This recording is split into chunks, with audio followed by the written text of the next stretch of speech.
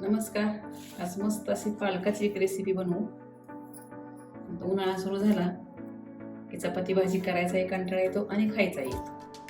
तर ही पालकाची मी एकदम पोटभरीची अशी रेसिपी बनवणार आहे.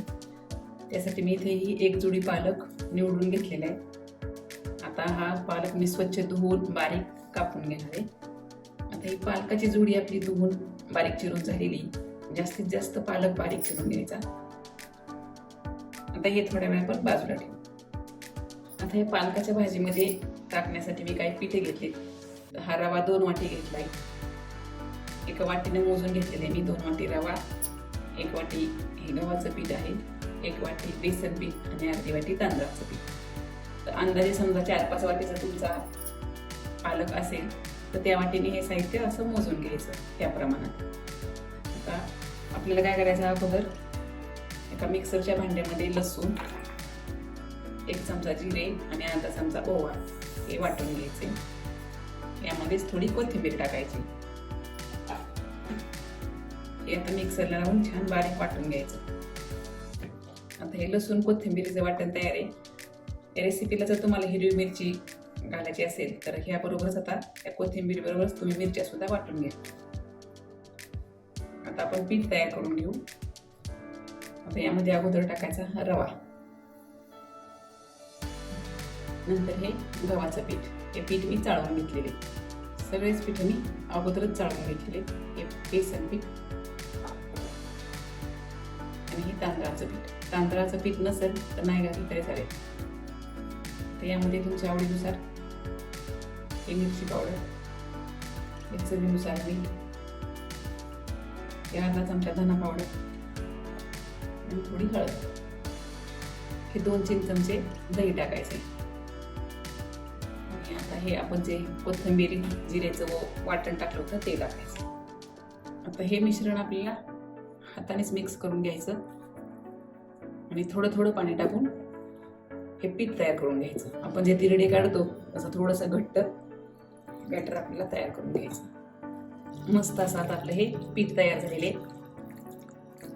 आता याला आपल्याला 10 ते 15 मिनिटं झाकून ठेवायचं, कारण आपण ह्यामध्ये रव्याचा वापर जास्त केलेला आहे. तो रवा फुगण्यासाठी किंवा चांगला भिजण्यासाठी आपल्याला हे पीठ एक 10-15 मिनिटं झाकून ठेवायचं. गरज पडली तर आपण नंतर थोडंसं आणि पाणी टाकू.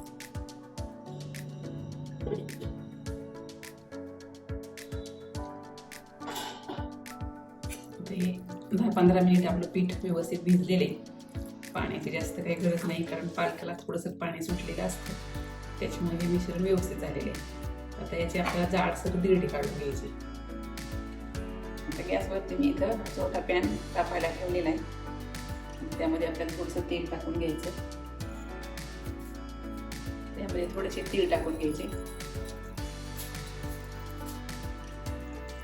आणि 1 चमचाभर कॅटरमध्ये टाकायचं आणि वरतून थोडेसे तेल टाकायचे आणि 2-3 मिनिटं याच्यावरती झाकण ठेवायचं. 2-3 मिनिटांनी आपल्याला हे झाकण काढून घ्यायचं. वरची बाजू कोरडी झाली, त्याच्यावरती आपल्याला थोडंसं तेल टाकून घ्यायचं आणि कढईने फोडायचं.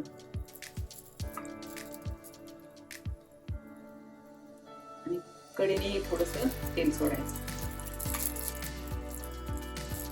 ही बाजू आपल्याला पलटून घ्यायची. छोटा तवा नसेल तर मोठ्या तव्यावरही तुम्ही हे दिरडे करू शकता. तर थोडेसे असे जाड ठेवायचे.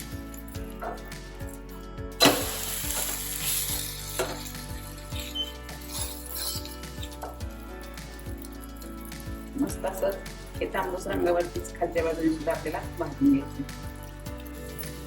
4-5 मिनिटं झाले. आता आपण खालची बाजू पलटून घेऊ. हे पण छान तांबूस भाजलेली. आता हे आपल्याला हे दिरडं काढून घ्यायचं. मस्त हा आता आपला पालकाचा नाश्ता तयार आहे. चपाती भाजीचा तुम्हाला कंटाळा आला असेल, हा नाश्ता पोटभरीचा नक्की करून पहा. हा नाश्ता तुम्ही दह्याबरोबर, सॉस बरोबर कशावरही खाऊ शकता. मुलांना डब्यालाही देऊ शकता. त्याच्यामुळे मस्त असा हा पालकाचा नाश्ता नक्की करून पहा. आवडल्यास लाईक करा, शेअर करा आणि चॅनलला सबस्क्राईब करा.